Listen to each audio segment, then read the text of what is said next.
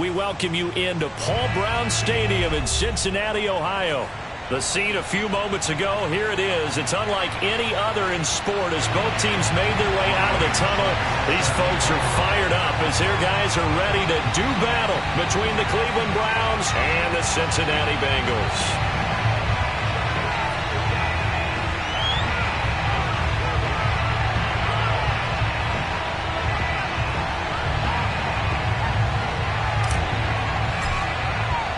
The first 2 months of the regular season down. What will the final two bring us as we're off in Week 9? And the opening kickoff will not be returned as that will be a touchback.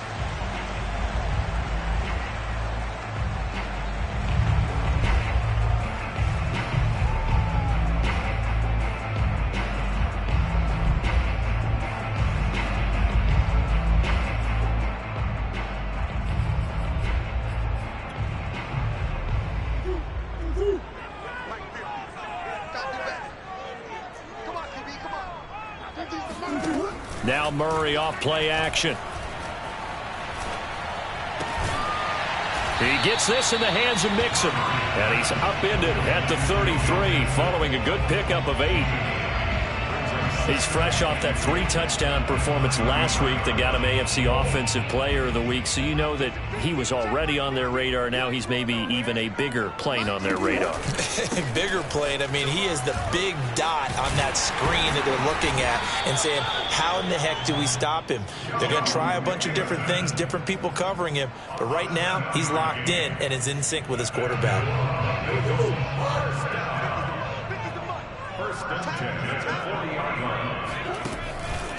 Now Joe Mixon.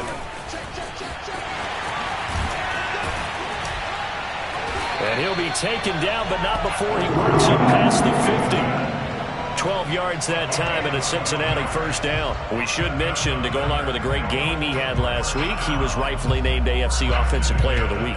And he shares that with his offensive line, the tight end, his fullback. He's looking for more and more of that in this game. Here's a run now with Kittle. And just no chance of turning the corner. He can only get back to the line of scrimmage. 2nd and 10 coming up.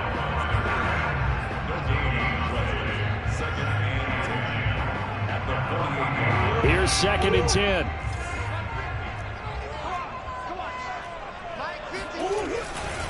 Now it's Mixon running right. And he's got this down to the 35. It's a gain of 13, and the Bengals have a first down. Well, there's plenty of real estate for him to maneuver on that run, and let's face it, it shouldn't be a surprise. He's one of the better backs in the league. Had to come into this game with the idea, slow him down, otherwise it's going to be a long afternoon. Back to Mixon on first down. 2 yards on the carry there. It'll be 2nd down. So this rivalry, Charles, here in the Buckeye State, Cincinnati and Cleveland, you know, you felt like for a while it took a dip as these two franchises struggled. But now I think this rivalry is budding again as one of the best under-the-radar rivalries in the NFL.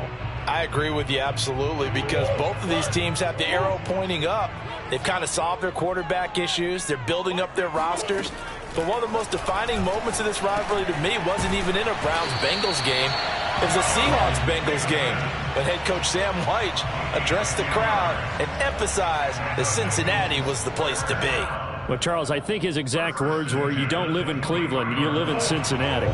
Clock rolling as we hit the midway point of this first quarter. First down, Murray. And he's going to lose a yard or two. Taken down behind the line. The sack coming from big Dalvin Tomlinson. Okay, was it a breakdown in protection? Did the running back not pick him up? What does it really matter? Sometimes it's just a great play made by the defense. Big-time sack.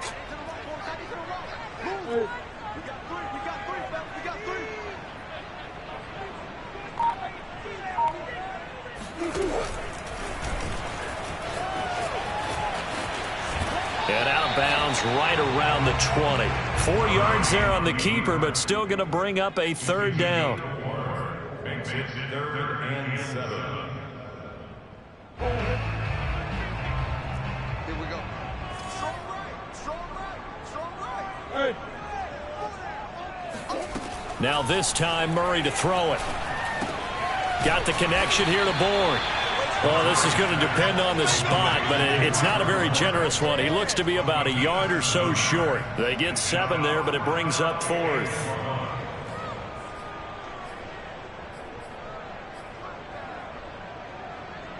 Sam Sloman on for the field goal.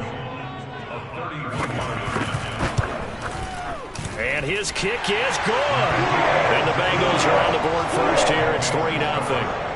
In the end, the opening drive, Charles, does yield points. Maybe not the touchdown that they wanted, though. Yeah, but bottom line, they wanted to get something out of that drive, and they did that. 3 points, they won't turn that down at all. The kicking team out now for the Bengals as they'll send this one away. Here comes Jalen Waddle from his end zone. And only able to get this to the 19, so probably should have opted for the touchback. At their own 19-yard line.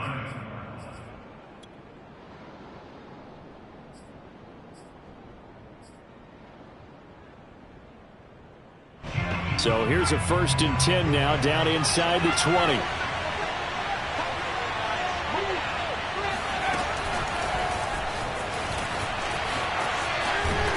And they'll get 8 out of this before being stopped at the 28. And that's something you have to get ready for defensively, because in today's NFL, teams will use their wide receivers on jet sweeps, end arounds. They'll move them back in the backfield and make them running backs. Partner, this was much more of a tap pass, but effective nonetheless. And I think both guys love it. If you're a quarterback, it's an easy completion. If you're a wide receiver, you get the easy reception and also a chance to try to make a play with your feet. That one, a 1st down pickup of 8. And that's a pleasing run there by Travis Etienne. And every time I see him carry it, I think of the word mature. Why?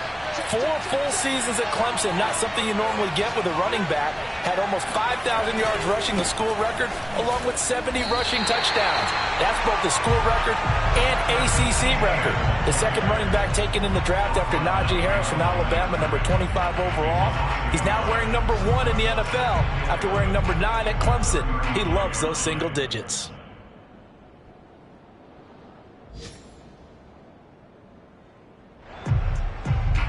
Second and 11 now.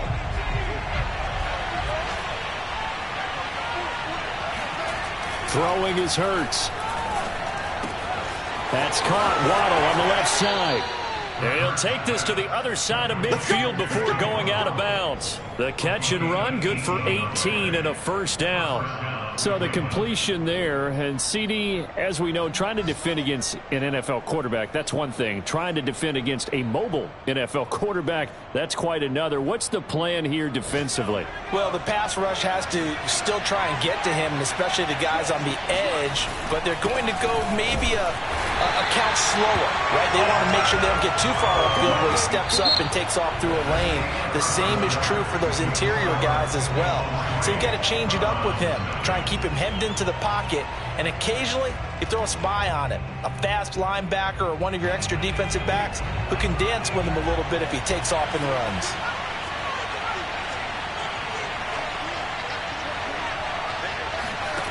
Hurts sets up to throw it. Rolling to his right. And he'll find the rookie from Michigan, Nico Collins. And he's got another 1st down as the tackle's going to be made at the Bengals 21. A really nice gain of 25 yards. We talk about mobility on quarterbacks all the time. Here's where it really pays off. Able to move, evade, and is accurate throwing on the run and picking up a 1st down.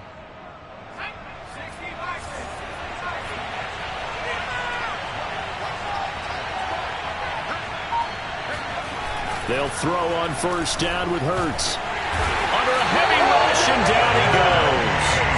I spent a lot of extra time preparing for this game, watching this offensive line, because they gave up 5 sacks last week in their loss. They just gave up another one now. They don't seem to be working together as a cohesive unit. Right? 4 guys might have it right, but the 5th guy is giving something up. They've got to find a way to all get on the same page. And they do get him down, but not before he's able to slip it inside the 5-yard line. 25 yards that time. That's the third time on this drive that these two have connected with each other. They've got a real rapport going, and right now it's paying off with big chunks of yardage, as shown by that last play.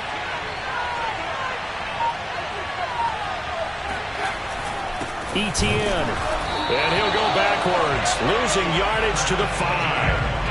It's a loss of a yard there, and now second down. I have a feeling they'll stay committed to running the football, especially on their early downs. They just haven't had a whole lot of success just yet. One more time with Etienne, and he'll take it into the end zone for a Browns touchdown. Travis Etienne with touchdown number 8 on the year, and the Browns have taken the lead. So it was the passing game that got him down here, but closer to the goal line, it's the running game that gets him home. Certainly appears that they lulled the defense into thinking that the passing game was going to be it the entire drive. Nice change up there going to the running game to get him over the goal line. Extra point up and good by Succop, and that makes it a 7-3 lead. Bengals 3. Ryan Succop set to kick off. Now it's Ryan Succop on after the touchdown to kick it away. This is DJ Reed returning. And he'll take it up past the 25 to the 26-yard line.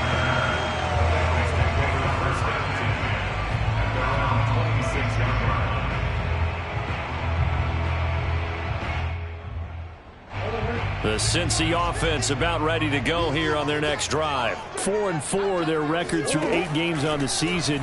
Would you say that this team has overperformed, underperformed, or are they kind of right where you thought that they would be? Do you mind if I say yes, yes, and yes? Because ultimately to me, 4-4 is about where they should be, because we've seen weeks where they've been really, really good. They've looked terrific. Other weeks where we've wondered just how good is this team. They want to be consistent in their play. Not consistently inconsistent, which is what they've been thus far. To throw once more on 2nd and 10. Murray dumps it off to Mixon. 5 yards. Now it's 3rd and 5. And we see another pitch and catch there to the running back. This position just continues to evolve. They become just as critical to the passing attack as a lot of receivers, tight ends, because their ability to make people miss in the open field can really generate big plays for an offense. Throwing now is Murray. This one incomplete. Probably should have been picked. A little nonchalant with a throw to the safety valve, but it's 4th down.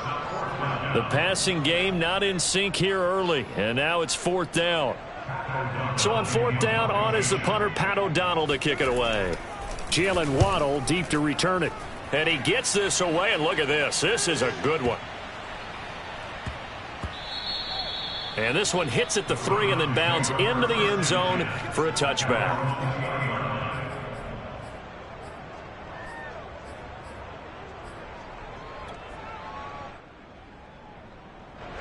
The Browns drive about to get started. Now they come into this one with an 0-8 record. The playoffs obviously out the window weeks ago. For now, their season boils down really to one question. How do we come up with that first win? It's a great question, and I do think that they'll get it because they've been close a few times. But in order to get it done, morale has to stay high, so a lot of that goes on the coaching staff. You know, easy to coach when you're 7-1. That's a piece of cake. But with their record right now, how do they manage to keep these guys going in the right direction? And they're going to need some help from some of those veterans in the locker room as well.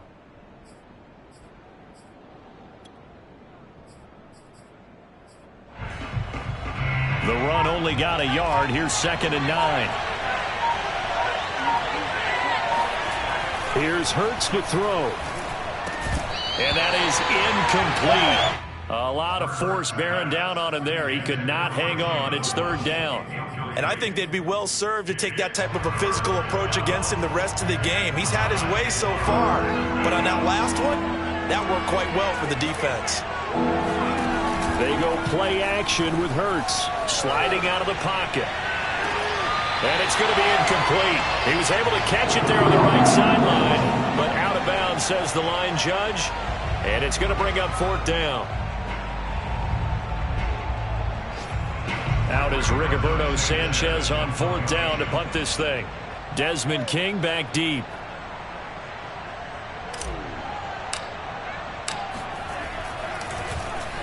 And last week in the loss, 5 punts as he gets this one away.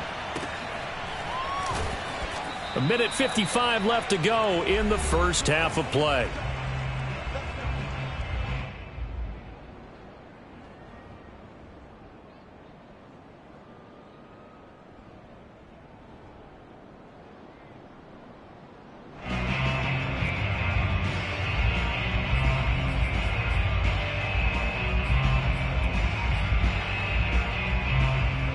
Reminder, once we hit halftime, as we do all season, we'll send it down to Jonathan Coachman in Orlando. He'll have all the stats and scores from games in progress around the end. And Murray in trouble here, and down he goes.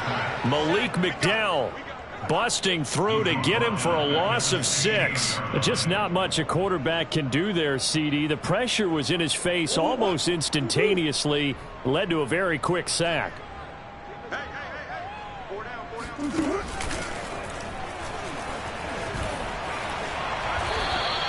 Call it no gain on the keeper, and it's going to bring up a 3rd down.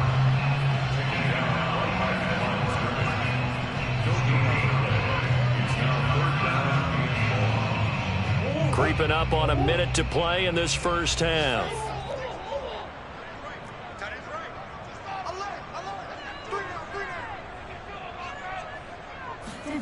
Now on 3rd and long, they'll look to throw. Oh, he'll look downfield for Kittle. He's got a man complete. And he is going to have a Bengals first down as they're able to get the 3rd down conversion. Now a timeout called for by the offense as the clock stops here with 46 seconds remaining in the first half. So how about that for a chain mover? They're all the way down inside the 40 now for 1st and 10. From the gun, a give to Mixon, fighting his way down to about the 35-yard line. The last run got 3. Now here's 2nd and 7. To throw, it's Murray. Steps away to his left. Nothing open downfield, so he'll throw it away. To this point, I've been impressed with the work defensively. They have not allowed a lot of receivers to run free. And there's another example, another incompletion.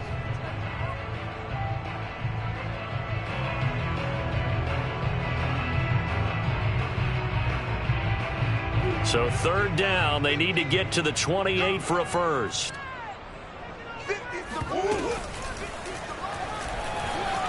Escaping the pressure right. And he is out of bounds, but not before he's inside the 30. 10 yards there on a Bengal first. I see you nodding your head up and down. I'm guessing you like that play call. I did. How could I not? Because to me, he checked every box on that play. Perfect play call there on 3rd down. RPO, read the keys, kept it himself, got the first down, and got out of bounds without getting hit. Heck of a play. This offense finding its legs now. Here's another 1st and 10. Here's Murray as he sets to throw it. And that is incomplete. So 17 seconds now on the clock here. Nice play there to force the incompletion. And to me, one thing's for sure. When you're the underdogs and you're playing on the road, you absolutely have to get takeaways. You've got to get the ball from them. Yeah, win that turnover battle, going to be key. They didn't get one there, but you get the feeling they keep making plays like that, they might just get a few. Yeah, once you get one, defensive teams think they come in bunches. To throw again on 2nd down. Murray flushed out right, going for it all. And that's going to be too high, out of bounds and incomplete. George Kittle, the receiver that he was looking for. But now it'll be 3rd down. Well, when you've got a tight end who can run, you've got to give him a shot to unlock the defense. Want to see what they can get, taking the big shot downfield. That one winds up incomplete. From the gun on 3rd down, Murray. And able to haul it in is Kittle. And he'll be out of bounds about a half to a full yard shy of the 5. They're able to convert on 3rd down, and that sets up a 1st and goal.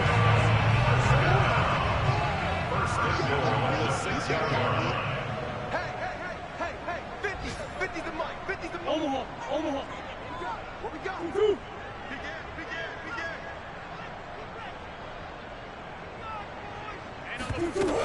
They'll give it to Mixon. And he'll take this into the end zone for Bengal TD. Joe Mixon in the final seconds of the first half. And the Bengals are going to jump back in front. That's one of the better examples of clock management I've seen. Whittled it all the way down just about and still put the ball in the end zone. And just a methodical drive and something really to take into the lockers here. Extra point forthcoming.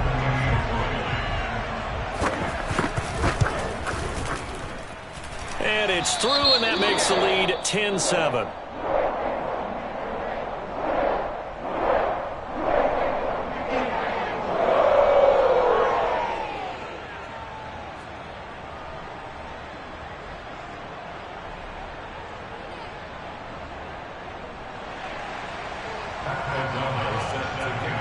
So with 3 seconds remaining in the half, they will line up to kick this one away.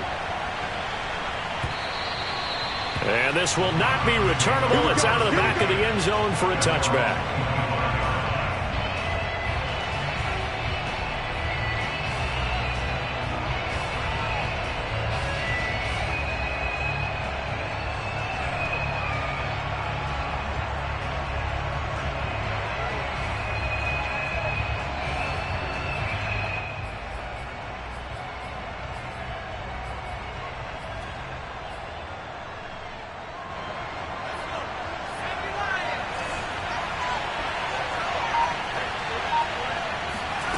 They'll throw now on the final play.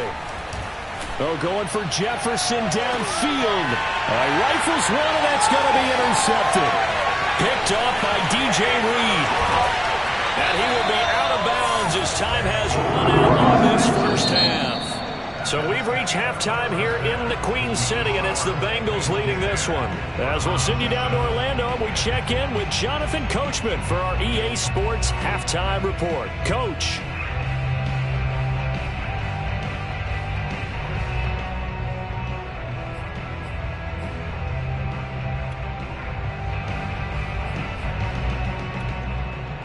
Thank you, sir. A field goal separates these two teams as we come back for this second half.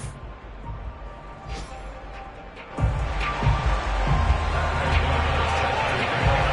Browns going to see the football first, but they trail here as we resume play on EA Sports.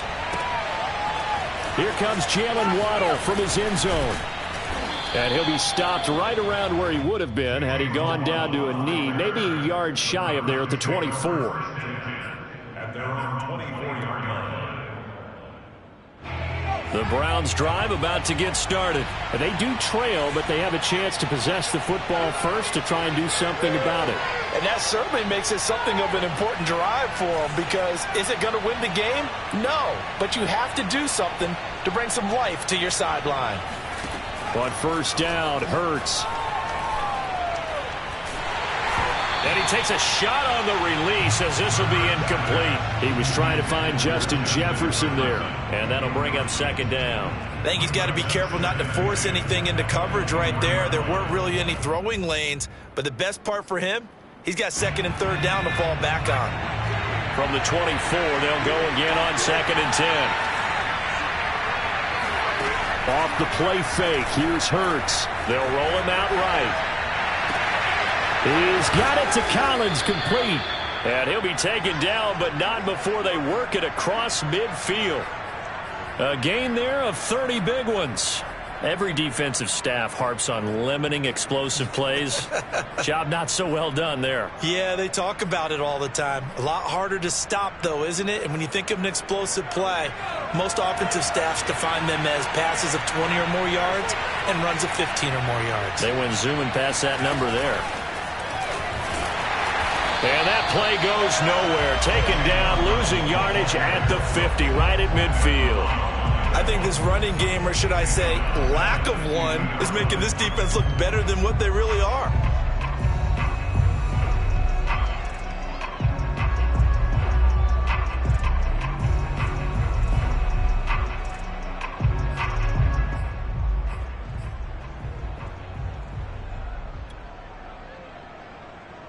Second and 14.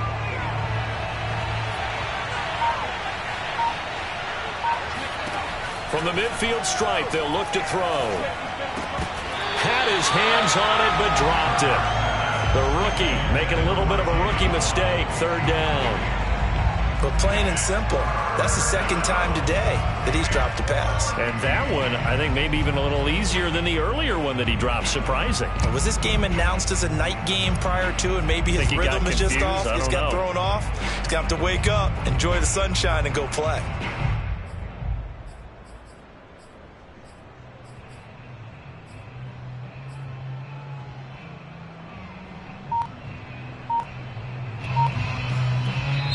And with the play clock winding down, we're going to get a timeout. It's just their first, so 2 remaining as they burn one here in this third quarter.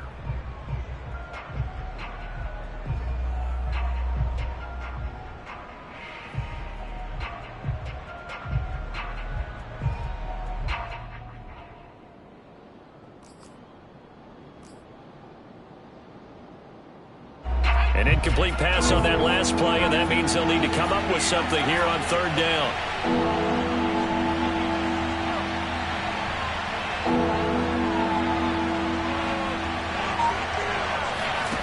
Play action. Here's Hurts. He'll bite, and he can't find anywhere to go with it, and he goes down.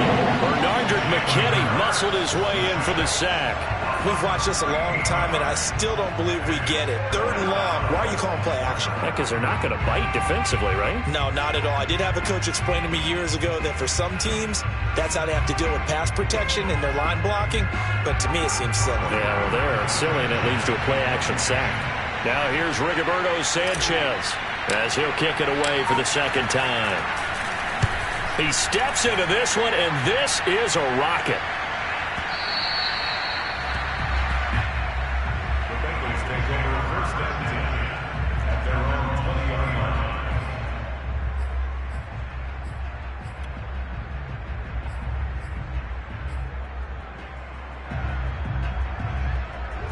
The Bengals drive about to get going. Last time they were out here, they had the benefit of good field position, led to a touchdown. This time, they're going to have to work for it. They are, but with that last drive...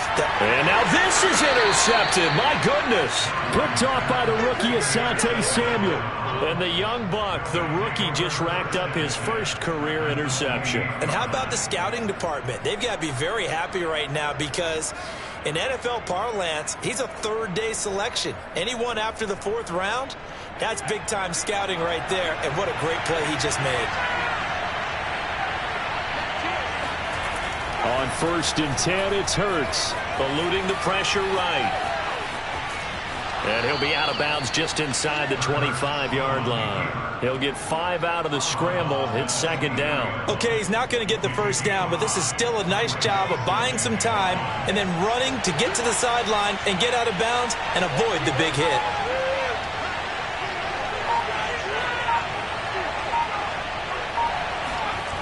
Looking to throw again on second down.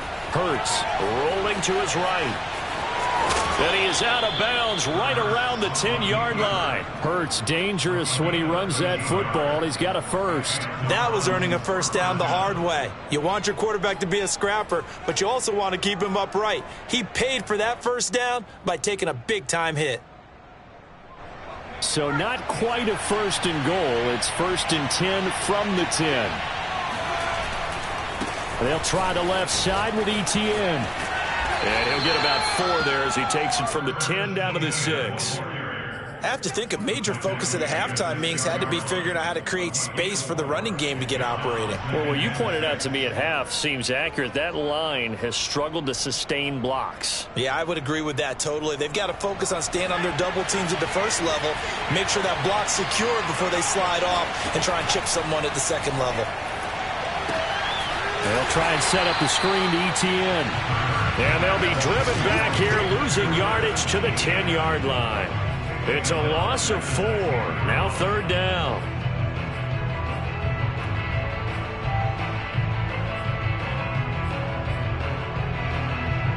An important play right here, 3rd and 10. And I would expect pressure here. Hurts. Blitz coming, and down he goes. Former one-shoot Fatukasi. He's the culprit, causes a loss of 5, and it brings up 4th down.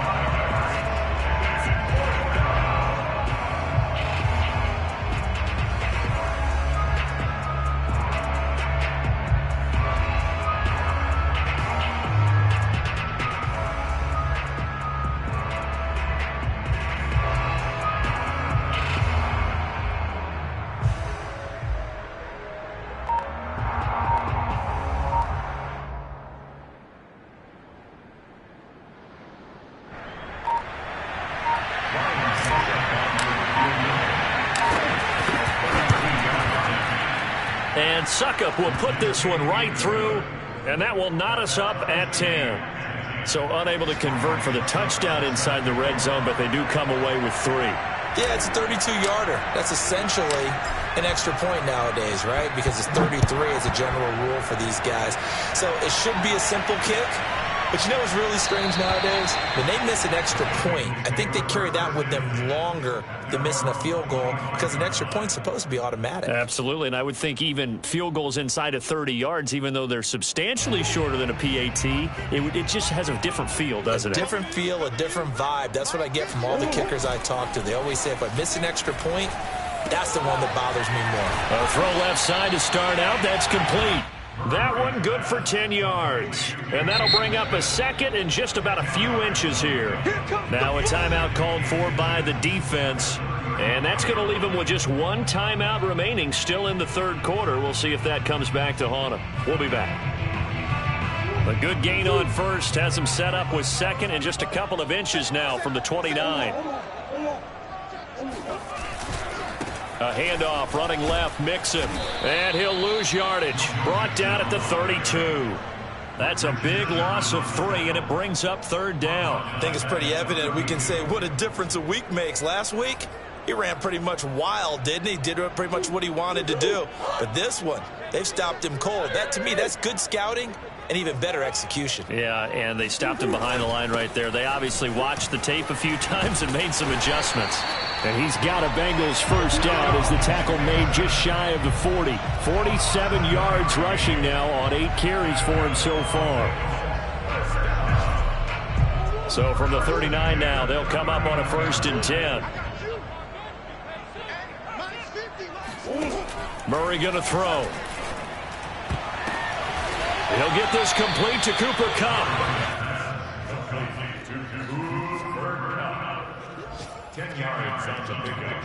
It's 2nd and inches at their 40. Options galore here. 2nd and a few inches.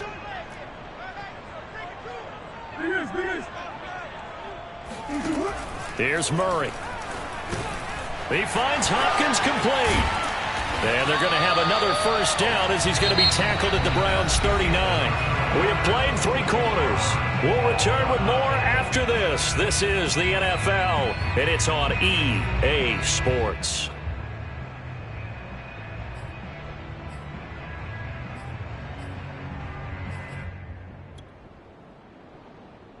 So a 1st and 10 upcoming from Browns territory now at the 39-yard line. From the gun, Murray. And Murray in trouble here, and down he goes. Malik McDowell able to get in there for his 2nd sack of the afternoon. Well, remember, they had the nice gain on the previous play, but they just gave a lot of it back right there on that sack. Yeah, they get the sack, get back some real estate. Felt like the type of play that can spark a defense and swing some momentum. Almost felt like a take that type of a play, didn't it, partner? Going up top for Kupp. That's going to be knocked away and incomplete. Pretty solid coverage there by the All-Pro Richard Sherman, able to get a hand in. One thing that offensive guys stress when they throw the deep ball, you're just counting on your receiver to find it, adjust before the defensive back can get his head around. In this case, though, the DB matched it move for move and knocked it away. A field goal from this spot likely out of the question. They've got to get closer here on 3rd down.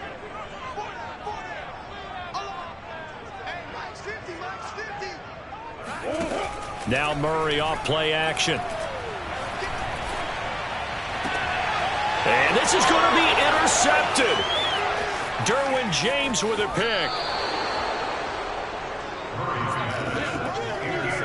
Well, we say it often, Charles, but not all interceptions are created equally, and that is a big one here in a tie ball game in the 4th quarter. And, Brandon, when games are this close, it usually comes down to the team making the fewest mistakes, and that was one of our mantras back at Tennessee. Coach Major used to say all the time, the team making the fewest mistakes will win. You've got to cut those down to give yourself an opportunity.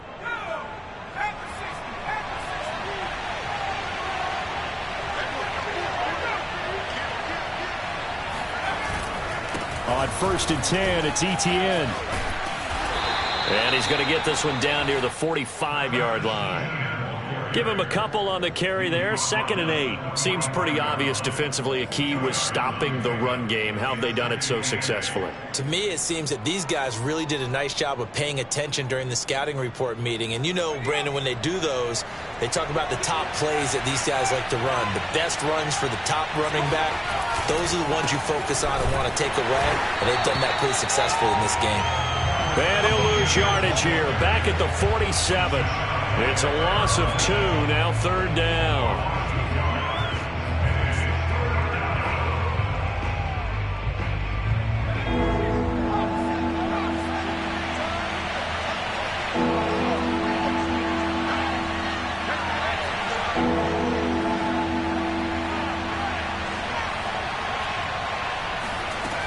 He'll look to throw.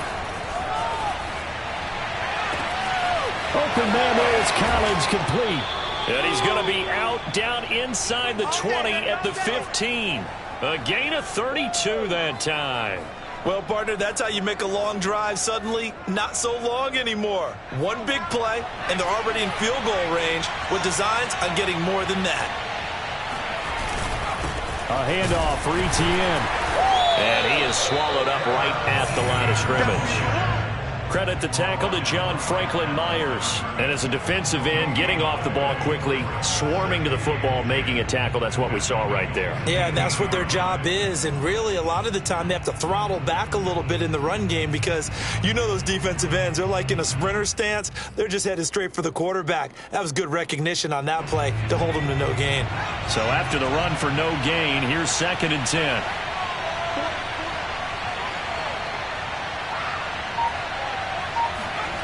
Throwing is Hurts.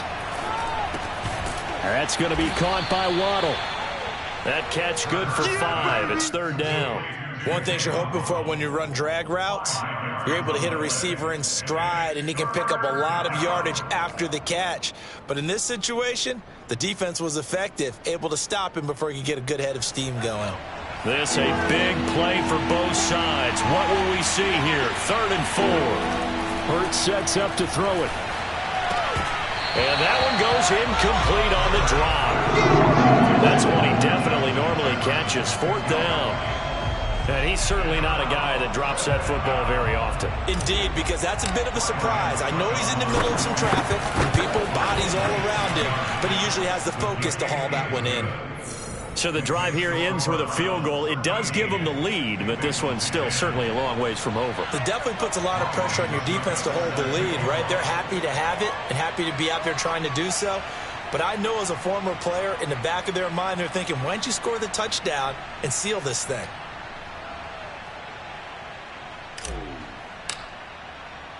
Suckup now set to kick it off following the made field goal.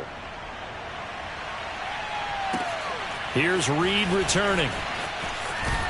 And he'll get it up past the 20 to about the 22. The Bengals take over 1st and 10 at their own 22-yard line.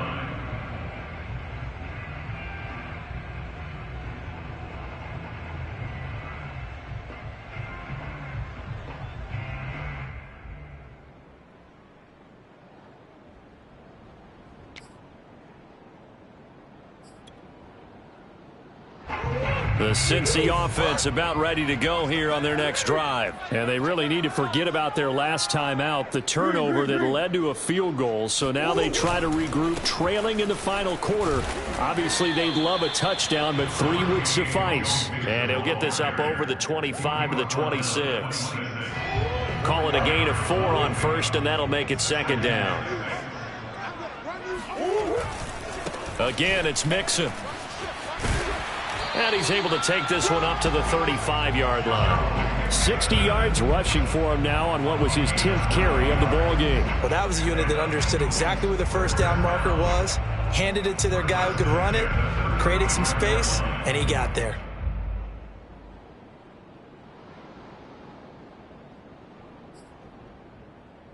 So signs of life in what's been a dormant offense in this second half. Here's 1st and 10.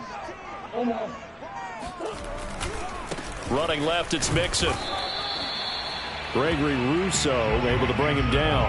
Look, all any running back wants is a little bit of room, a little bit of space in order to maneuver. But he also understands how difficult it is for his offensive line up front. So if they give him any space, he realizes his job to make more out of it than what they give him. Picks up 3 on that carry.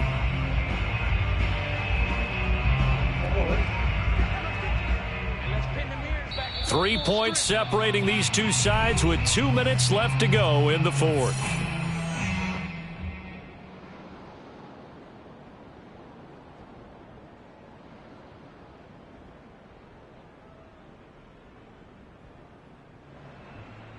So the Bengals in possession of the football here as we get you reset. They come up on a second down now in a game that looks like it's going to go down to the wire. And now Murray's going to set up to throw. Sliding out of the pocket. This one to Bourne, and he's got it. Now he's going to get this all the way down inside the 35. A gain of 28 yards there and give him the first down. And here we are in the fourth quarter, partner, and watch them drive for what would be a go-ahead touchdown. And you and I both know this is where you need a quarterback who can keep his cool back there.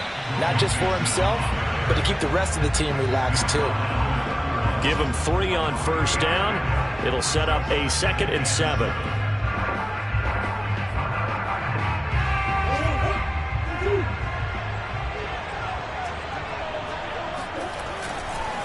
Once again, they run with Mixon. He'll be dropped at the 25 after a gain of 6. Now the Bengals going to use the first of their timeouts as they get the stoppage with just over a minute to go in the game.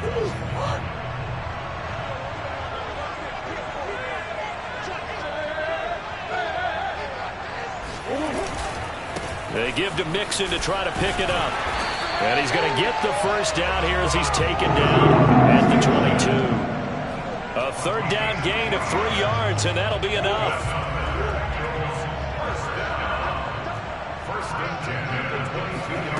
Murray to throw.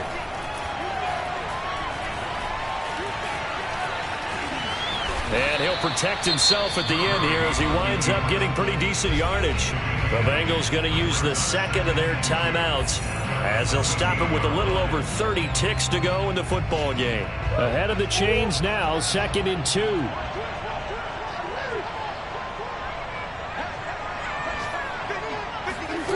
Now Murray. And now they're inside the 10 as he's brought down at the 9. Now the Bengals going to signal for their 3rd and final timeout as they'll stop it with 25 ticks remaining on the clock. First and goal at the 9-yard line. Only way to get the lead here, of course, with a touchdown, and that's what they're gunning for on 1st and goal.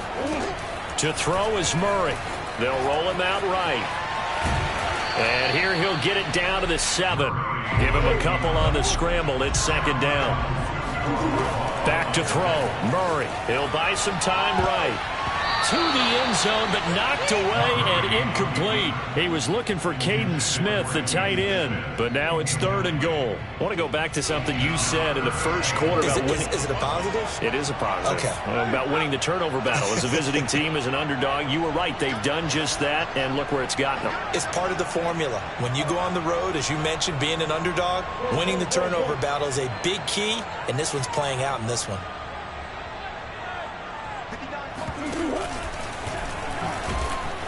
And they'll be driven back here, losing yardage to the 9. Well, no doubt an electrifying finish to have it down inside the 10-yard line. That final shot, though, they couldn't get it in the end zone, and that's all she wrote. And they had the final shot. The last snap taken that close to the end zone.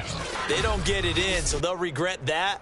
But flip it over, making a stand in that portion of the field, congratulations to them. So for Cleveland, there will be a few sighs of relief, no doubt, in that locker room as they get their first win in 9 tries. And they'll get another road test next week as they head to New England to